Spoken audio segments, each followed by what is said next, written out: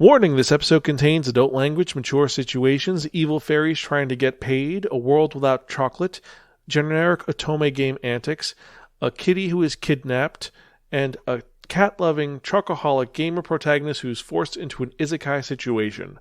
Remember to like, share, and subscribe. Listener discretion is advised. Episode 490, Romantic Killer. Hello and welcome to another episode of the Spiraken Manga Review, some podcast and manga reviews about connecting enhanced narratives. I'm your host Zan, saying konnichiwa, aloha, buongiorno, and what's up? Hey, it's Gretta. And we're back again for another fun-filled episode. And it's been a while since Gretta has been on this podcast. I don't do a lot of manga reviews. I know you do more movie reviews, but I think this one is one that you'll be extremely excited about because it's such a unique topic. Bum-ba-da-da. True. But if you want to hear any of our early... It's basically a Netflix movie. I mean, a Hallmark Channel movie. Kind of. A teen. It's like a Hallmark Channel starter. Maybe. We have to wait and see on... In Japanese culture. True. Involving cats and chocolate. True. I relate to this. Again, true. But if you want to check out any of our earlier episodes, you can check them out at www.spiraken.com. And we're also on Facebook, Twitter, Instagram, Spotify, YouTube, Stitcher, and various other social media sites. Just type in SPIRAKN in a search engine, and I guarantee you'll find us one way or the other. And with that in mind, let's actually get to the episode at hand, because if you remember from that last episode, I spun that one, that only, the Wheel of Manga, and it dictated on to me that I'd be reviewing a manga that was written by Wataru Momose. This is actually their first work, and this was published by Shueisha, but brought over here by Viz Media. First work? Mm-hmm. It's wow. their first work. Knocked it out of the park. And it is a Viz Media release being released in Shonen Jump. This is a Shonen Jump series, so this is for boys. Insert long awkward pause now. Yeah, it's kind of crazy. Also, this came out in... It's a romantic comedy drama that came out in 2019 to 2020, so it has been canceled. It was canceled. No! With only 4 volumes, but supposedly there is a TV series coming out on Netflix. Oh, please. Please, oh please, oh please. Yes, and the title of this actually does not need translation because it's the same thing in both languages. What is the title called? Romantic Killer. Yes. She's trying to kill all things romantic. Very true, very true. It's a very interesting concept because this is technically an isekai, but I don't think it's an isekai because it's not like... No, but it's not an isekai. It says that it's an isekai, though, no, but it's but not. She's not in a different world. That's the thing, is it's not a different world. It's just that the catalyst is changing the world around her. But let's actually explain what this manga is about. Well, it's about... Our main character's name is Anzu Hoshino, and her life is pretty great. I mean, what does she do every day? What's her... She goes to school. She goes home. She does her homework. She eats chocolate. She plays with her cat. And she plays video games. Her life is full and complete and healthy.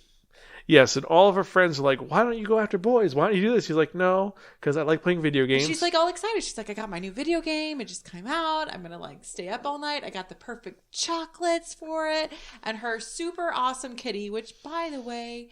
You know, spoiler alert, there's like Easter eggs on every page of this light novel or manga? It's a manga. So every page of this manga, there are Easter eggs of cat things, but her cat is awesome. It sits in her lap and loves her while she eats chocolate and plays video games. Like, life does not... She's a first-year high school student. Life does not get better than this. I love the fact that when they first show her, she's actually talking about eating chocolate, and all her friends are like, "Oh no, I'm going to gain weight if I do this. Oh no, it's going to." Aren't you worried about your face breaking out? She's like, "Why? My cat doesn't care." She's just nom nom nom. I relate to her on so many levels. Also, her parents love the cat too. Like, there's cat stuff everywhere for this cat. Like, especially her dad, which is like super cute. Yeah, it's because Momohiko is the best character ever. Yeah. And so what happens is that she gets a new video game that she's so excited to play. She's going to kick ass, beat it overnight. She's got her special chocolate set up, lineup. She's ready. And unfortunately, when she plugs it in, turns it on, suddenly a weird creature pops up in front of her. And womp, womp, womp. This creature, who is named Riri, is this jerk fairy who's kind of got a really important job.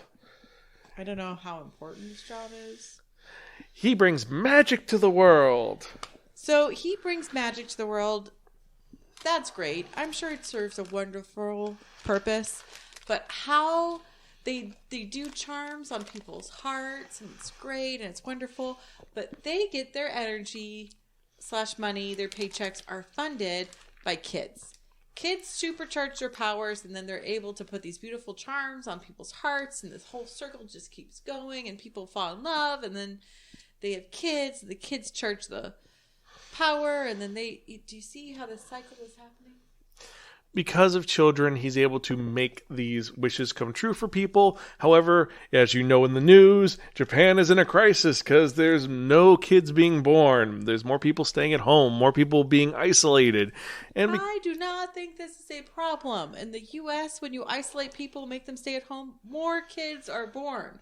But this is because people are weird, so it's his job to kind of fix things. And for the sake of his paycheck, he has an idea. It's a program. They're going to take the girls that don't want to get together with anybody, and they're going to throw them into a magical world. A world which is exactly the same as their own, except they're going to change things slightly. So that way there's pretty hot guys everywhere vying for their attention. And then when they fall in love, kids will happen, and Boom. Life will be good. And they need to make sure that these ladies don't backslide because they need to focus on the job at hand, which is romance, which is getting the guys. And so what does he say he's going to do? He captures Momohiki, which is the girl's cat. He makes the parents go away magically, and he confiscates all of her chocolate. I don't know if you could hear that very well on this podcast, but all of her chocolate and her video games, her consoles, although he leaves behind some of her board games, at least. No, like the Oh, no, the cell phone games are all gone too.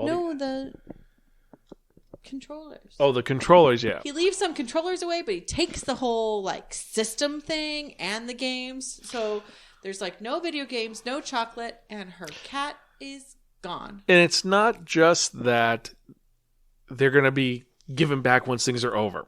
Depending on the translation, like if you read the original book, it says they're going to be away for the duration of the time. You hear the anime and you read the synopsis, they're gone forever. If you listen to the dub commercial for the TV show, it's they're going to be gone until she figures this out. So it's kind of in flux if they're going to be gone forever, but he has removed everything from the world.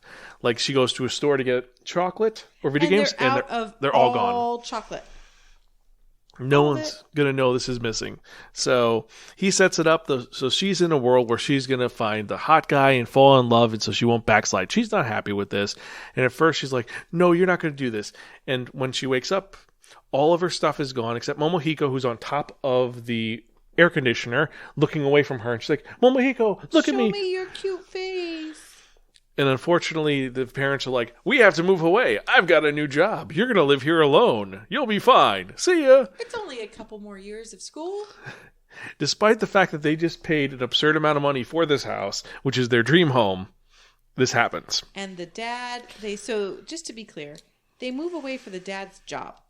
The dad's job, he works for the post office. So he's going to the United States from Japan to be a postal worker. But he works for the post office in Japan. So it's magic. Magic.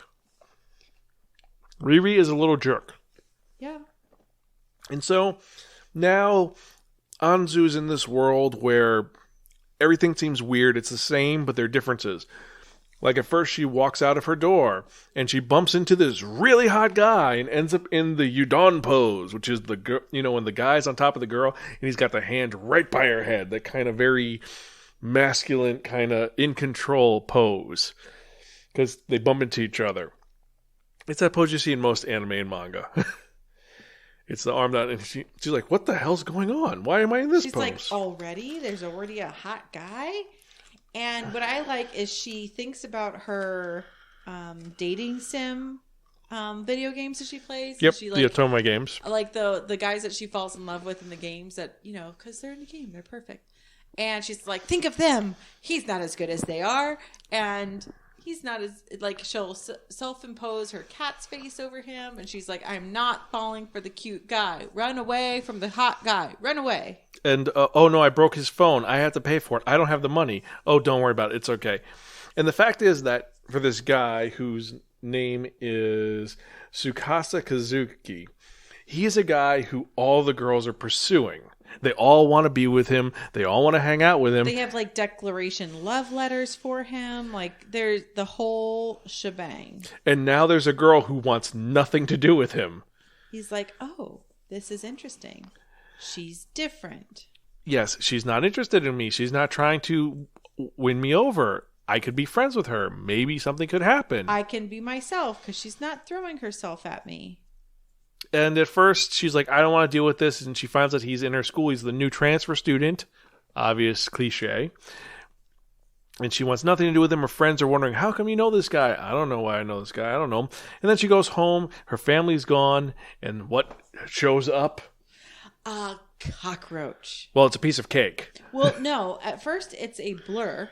And I appreciate it. And the manga does a really great job of like replacing it. And they pointed out that they have replaced it with a piece of cake, which just so happens to be my favorite type of Japanese pastry. It's delicious. I was like, good call.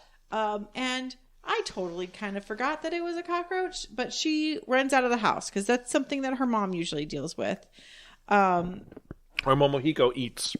Right. Like there's things in place in her life that take care of these critters. And so she freaks out. She ends up running in the middle of a rainstorm to where, the local park where you have those weird things that kids play on top of. That's only in Japan for some reason. Yeah, because they are kind of awesome. I'm not going to lie. They're like. But she's hiding under there because there's an evil monster in the house. And who should show up?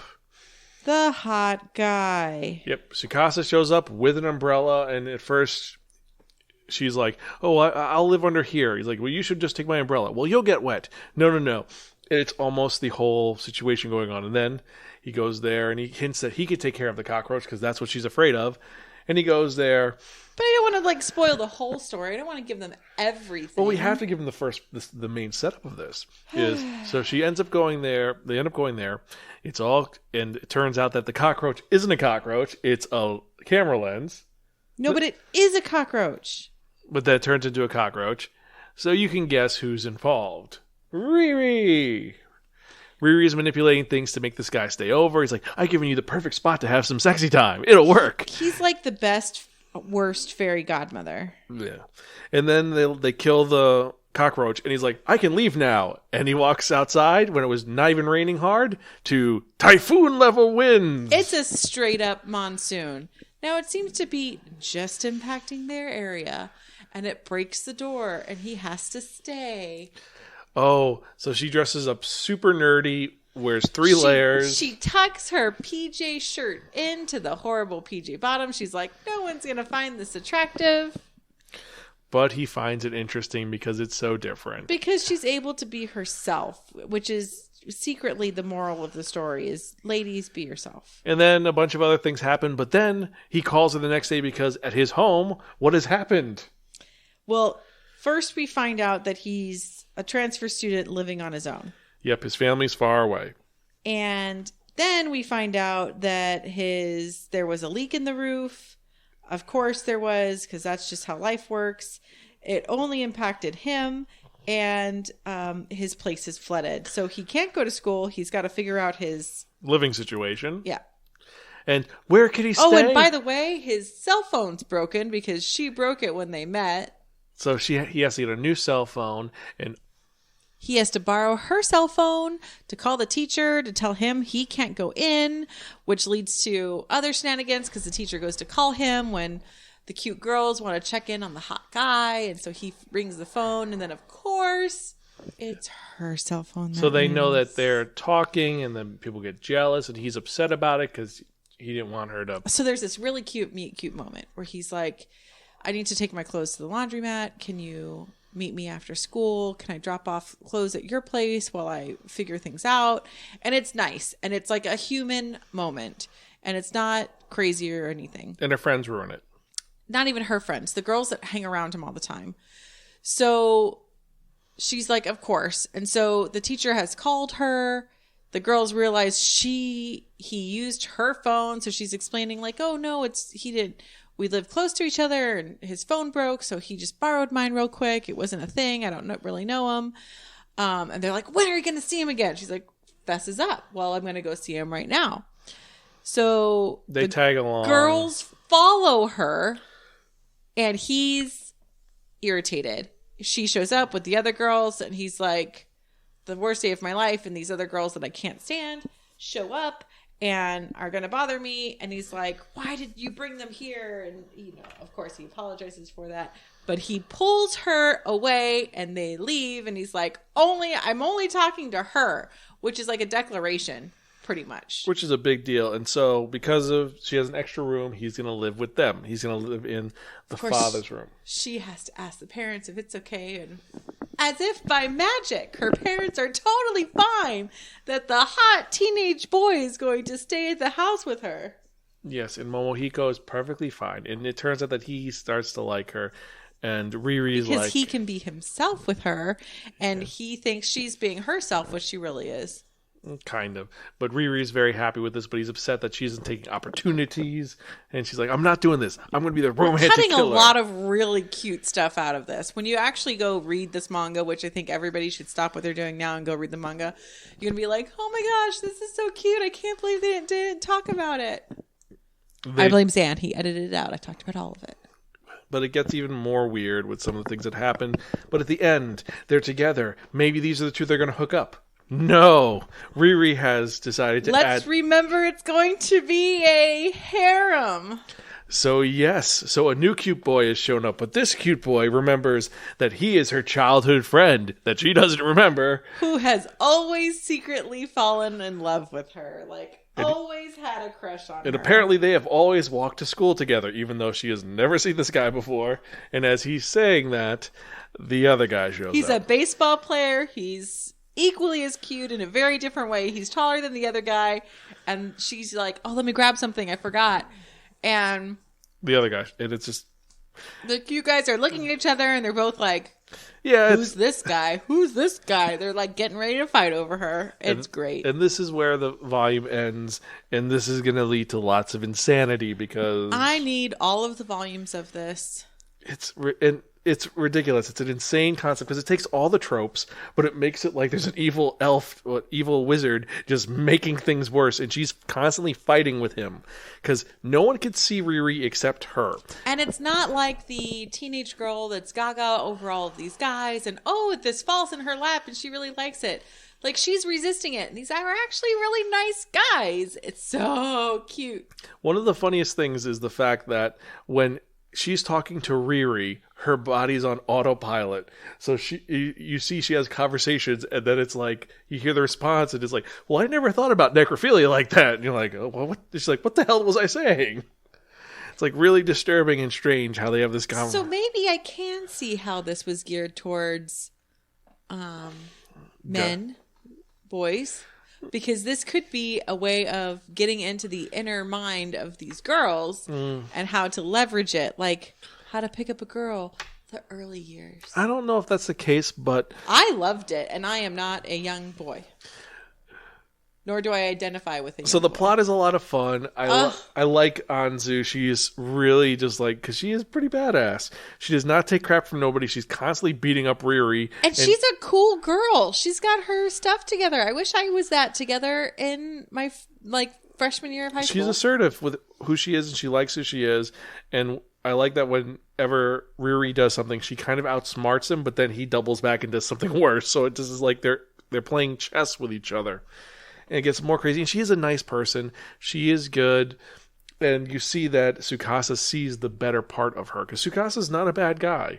He's just trying his best in this weird girl that he's kind of have a crush on now. Because someone's playing cosmic chess. Now, for the design, this was apparently done all in color. It's all in color. It's absolutely beautiful. And it's not a 4-coma, but it's longer print. So it's vertical panels instead of horizontal panels. That's a nice touch, I think, for this series. It does something different to it. It feels like a light novel, but it's a quick read. A light novel has no is. I know, but it feels like the weight of the book, the size of the book. It feels more like a novel than a manga. It does. Like a light novel, not like a big one. But the colors are beautiful. The artwork is really great. I really liked it. And I like all of the Easter eggs throughout the artwork. There's like a cat something in every frame. You mean like the not Starbucks? And her, like, the background, there's either like a cat-shaped eraser, or there's like a cat on her shirt, or you don't notice it, but there's like a cat spatula. I mean, like, everywhere. Let's be honest. She was training to be a cat lady. And They replaced the cockroach with a strawberry shortcake Japanese pastry. Like, this was made for me. I do, so the design quality is great. It's glossy papers. It's nicely done. Viz did a great job with this release. I think that this one is one of their better releases as of late. My one complaint I will give this is that it could have been a little bit longer. If they're going with the trope, they shouldn't have. I get why they ended it with that, because they're trying to do the whole trope thing, like show all the tropes, but I would have thought they could have done something a little more original instead of just ending it right there.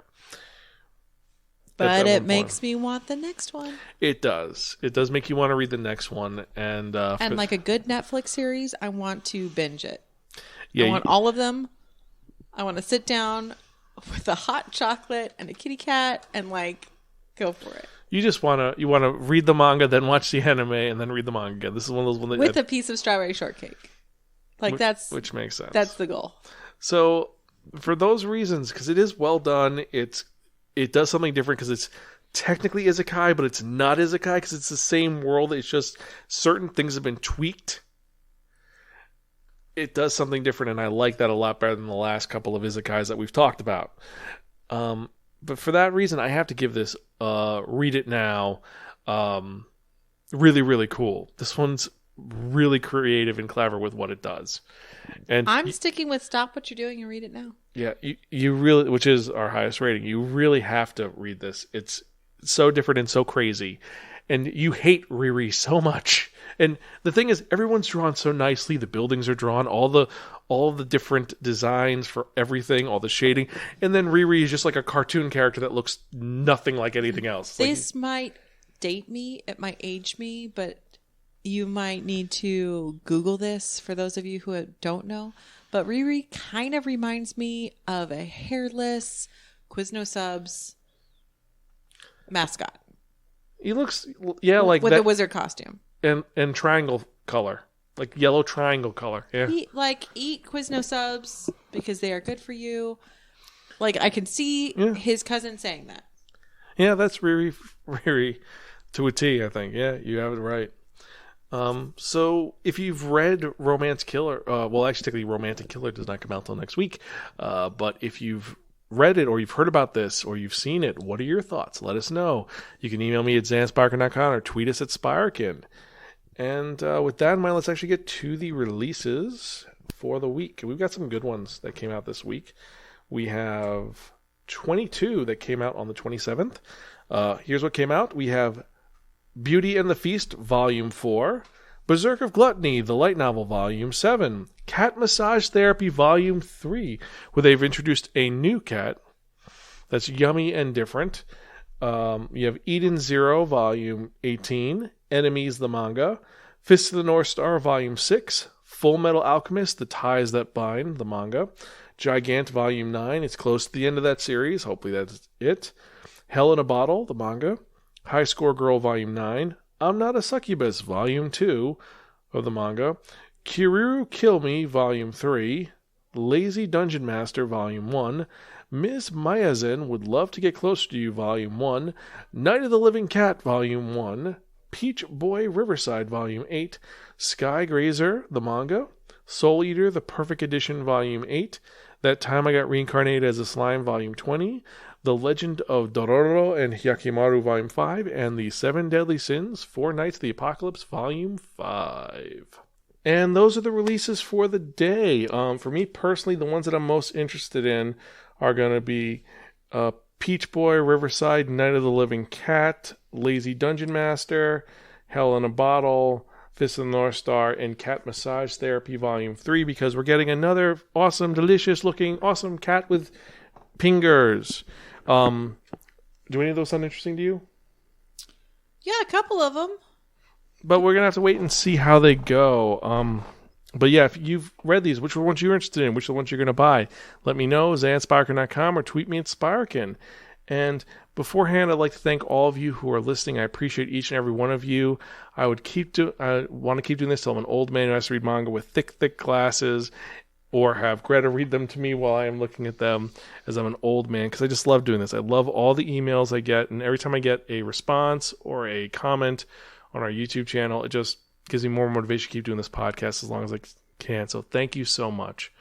And if you like what you hear, support our Patreon and help us create more fun content for you to enjoy. Remember to like, share, and subscribe. And now let's get to that part that you have all been waiting for. And what am I talking about? I'm talking about that one, that only, The Wheel of Manga. That's right, that one, the only, the Wheel of Manga, except no substitutes. Now, what is the Wheel of Manga? The Wheel of Manga is a Wheel of Fortune with 10 slots on it. And what I've done is I've assigned a manga title to each of the 10 slots. So we're going to spin this Wheel of Manga, and whatever number it lands on, the manga that's in that spot is the one I'm going to review in the next episode of the Spiraken Manga Review, episode 491. That is 8 away from episode... No, 9 away from episode 500. So we got to figure out what we're going to do for that episode. So if you have any ideas, email me, zanspiraken.com, or tweet me at Spiraken. Let me know what your thoughts are. So let's spin, shall we?